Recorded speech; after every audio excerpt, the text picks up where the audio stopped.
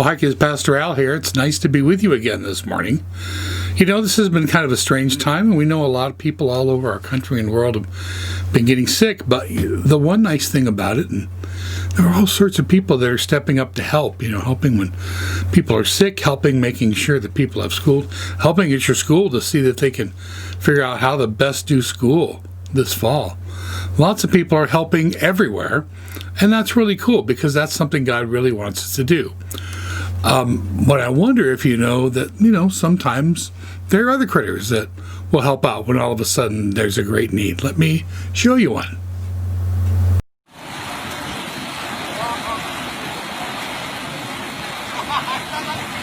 Is it?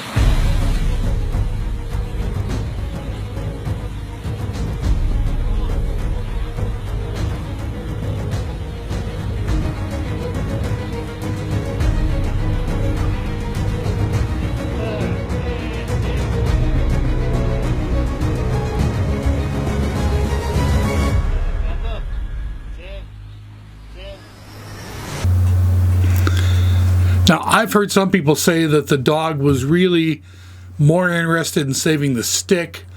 I'm convinced he was there to save his buddy. We all in our life have opportunities to help.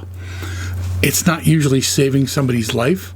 It's usually doing something simple, helping around the house, helping someone with their homework, helping somebody with a chore, helping someone who's sad by listening to them. There are tons of things, and that really makes God happy, because God didn't just put us here to worry about ourselves. God, of course, first put us here to think about Him and to love Him, but also to care for each other and to care for the world that God has given us.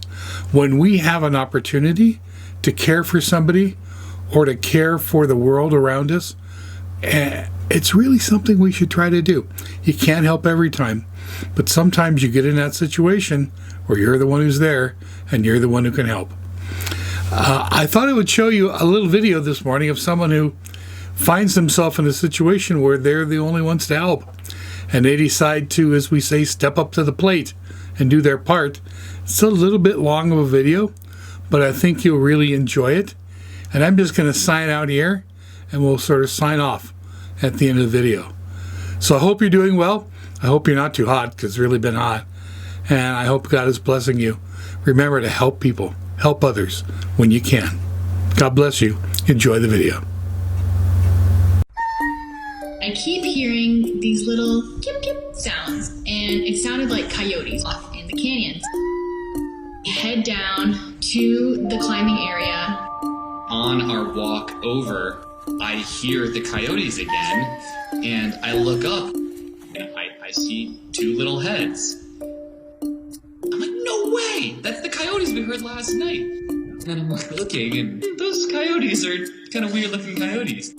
Those coyotes are dogs. Dogs shouldn't be there at all.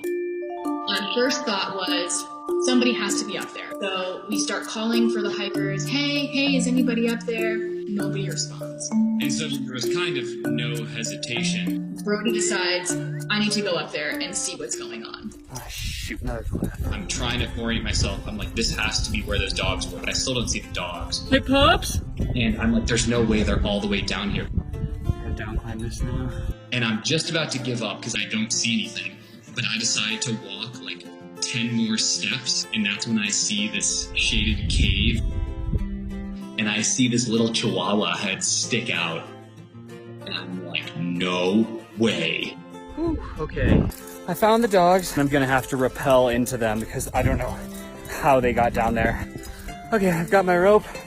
And then once I get to them, they're on top of like a, 60-foot cliff that hopefully I should be able to rappel over with them. The goal right now is to not scare them so much when I'm approaching them that they're completely cornered, like at the cliff. Okay.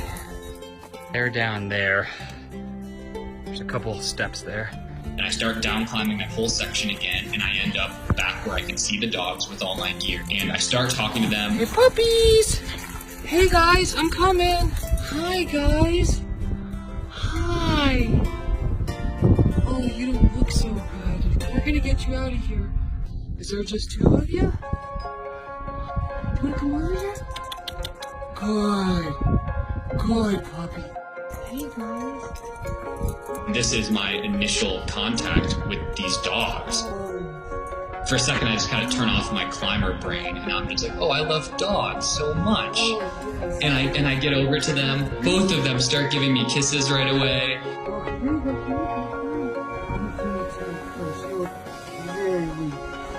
Very, very weak. It's okay. It's okay.